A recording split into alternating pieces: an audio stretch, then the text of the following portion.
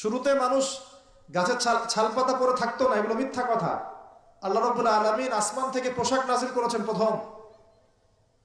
জিবরাইল আলাইহিস সালাম শিখিয়েছেন কিভাবে সুতা বুনতে হয়, কিভাবে জমি চাষ করতে হয়, কোন কোন গাছ উপকারী, কোন কোন গাছ উপকারী নয়, কোনটা আমরা খেতে পারবো, কোনটা খেতে পারবো না, কোন প্রাণী আমাদের জন্য খাওয়া ভালো হবে, কোনটা খাওয়া ঠিক হবে না।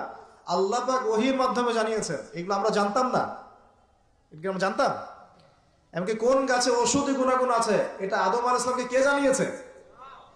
আল্লাহ পাক তার ওহীর মাধ্যমে জানিয়েছেন। এই যে আমরা এখন সভ্যতা নিয়ে এত কথা বলি, সত্যি কথা হচ্ছে সভ্যতা শুরু হয়েছে নবীদের হাতে, আর সভ্যতা প্রসারিত হয়েছে নবীদের হাতে, আর সভ্যতা শেষও হবে একজন নবীর হাতে। সেই নবীর নাম কি? ঈসা আলাইহিস সালাম। Very good. সেই নবীর নাম কিন্তু ঈসা ইবনে মারইয়াম। তার হাতে সভ্যতা শেষ হবে। ওইটা লাস্ট একটা সভ্যতা পৃথিবী দেখবে অচিরেই সামনে। এখন আসেন, আদম আলাইহিস সালাম ছিলেন আল্লাহ পাকের খলিফা, এবং তিনি পৃথিবীতে তার আল্লাহ পাকের বিধান দিয়ে নিজে চলেছেন, পরিবারকে চালিয়েছেন, ওই সময় সমাজকে চালিয়েছেন, এবং ওই সময় পৃথিবীটাকে তিনি আল্লাহ পাকের বিধান দিয়ে পরিচালিত করেছেন, অন্য কারো বিধান দিয়ে নয়, মন গড়া বিধান দিয়ে তো মোটেই নয়, এবং নিজের রচনাকৃত বিধান দিয়ে তো মোটেই নয়, নিজের প্রবৃত্তিগত অনুসরণ দিয়ে মোটেই নয়, বরং আল্লাহ পাকের পক্ষ থেকে যা এসেছে সেইটা তিনি ফলো করেছেন। এই অনুসরণটাকে নূহ আলাইহিস সালাম করেন নাই, ইব্রাহিম আলাইহিস সালাম করেন নাই, মুসা আলাইহিস সালাম করেন নাই, ঈসা আলাইহিস সালাম করেন নাই, দাউদ আলাইহিস সালাম করেন নাই, সুলাইমান করেন নাই আলাইহিস সালাম। আমাদের নবী মুহাম্মদ সাল্লাল্লাহু আলাইহি ওয়াসাল্লাম তিনি কি করেন নাই? আমার কথা কি বুঝতে পারছেন? তাহলে তারা কি অনুসরণ করেছেন পৃথিবীতে? আল্লাহ পাকের ওহীর বিধান। কিসের বিধান? ওহীর বিধান। এখন আসেন, আরেকজন নবীকে আল্লাহ পাক বলেছেন খলিফা, তার নাম কি বলেছিলাম শুরুতে? দাউদ। কোন সূরা আছে এটা? সদের মধ্যে। এইখানে আল্লাহ পাক আরো স্পষ্ট করে বলেছেন একজন খলিফার দায়িত্ব কি। খুব মনোযোগের সাথে শুনবেন। উপযুক্ত পরিবেশ মনে হচ্ছে বলে আলোচনাগুলো করছি। আপনারা খুব সুন্দরভাবে বসে আছেন, আমি কথা বলতে খুব কমফোর্ট ফিল করছি। আপনাদেরকে শুকরিয়া, জাযাকুমুল্লাহ। আল্লাহ পাক বলছেন যে ইয়া দাউদ, হে দাউদ, ইন্না জাআলনাকা খলিফাতান ফিল আরদ, আমি আল্লাহ তোমাকে পৃথিবীতে আমার খলিফা করেছি। সুবহানাল্লাহ। হে দাউদ, আমি তোমাকে পৃথিবীতে আমার খলিফা করেছি। এখান থেকে বলতে গিয়ে আপনাকে বলছিলাম যে দাউদ আলাইহিস সালাম এই জেরুজালেম থেকে 40 বছর বিশ্ব শাসন করেছিলেন।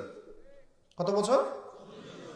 দাউদ আলাইহিস সালাম এই জেরুজালেম থেকে, যেখানে এই লড়াইগুলো হচ্ছে এখন, এখান থেকে তিনি 40 বছর বিশ্ব শাসন করেছেন, এবং তারপরে তার সন্তান সুলাইমান আলাইহিস সালাম আরো 40 বছর তার বাবার চেয়েও দাপটের সাথে এই বিশ্ব শাসন করেছে, এবং তারা ছিলেন তখন মুসলিম। তারা ছিলেন তখন কি? মুসলিম। কিন্তু এখন যে ইসরায়েলকে আপনারা দেখছেন, তারা ওই শাসনটাকে ফিরিয়ে আনার চেষ্টা করছে, কিন্তু ভুল একটা পথে। ভুল পথটা কোথায়? তারা মনে করে তাদের একজন মাসিহ আসা এখনো বাকি আছে, এবং তারা মাসিহুদ দাজ্জালকেই তাদের মাসিহ মনে করে।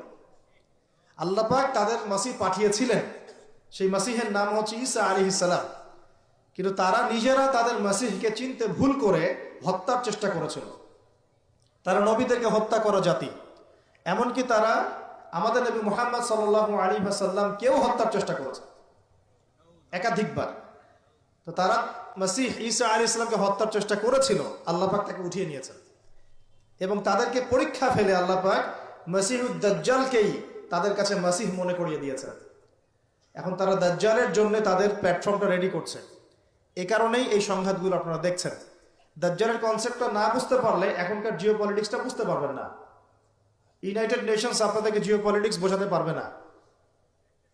জিওপলিটিক্সটা বুঝতে হলে দাজ্জালের কনসেপ্ট লাগবে। তাদের ধারণা তাদের মাসিহ আসলে পরে তারা ওই ফিলিস্তিন থেকেই, জেরুজালেম থেকেই আবারও বিশ্ব শাসন করবে, এটা ওরা ধারণা করে। এখন আল্লাহ রাব্বুল আলামিন তার খলিফা হিসেবে সৃষ্টি করলেন তার নিজ হাতে আদম আলাইহিস সালামকে। সুবহানাল্লাহ। প্রথম মানবকে, তিনি নবীও হলেন, তিনি প্রথম মানব, এবং তিনি খলিফা। এখন আদম আলাইহিস সালামকে তার স্ত্রী সহ জান্নাতে থাকতে দেয়া হলো। এই ঘটনা আপনারা জানেন। ইবলিস এসে প্ররোচিত করলো, তার আগে ইবলিসকে বলা হয়েছিল সেজদা করো, সবাই সেজদা করলো, ইবলিস করলো না, মনে আছে?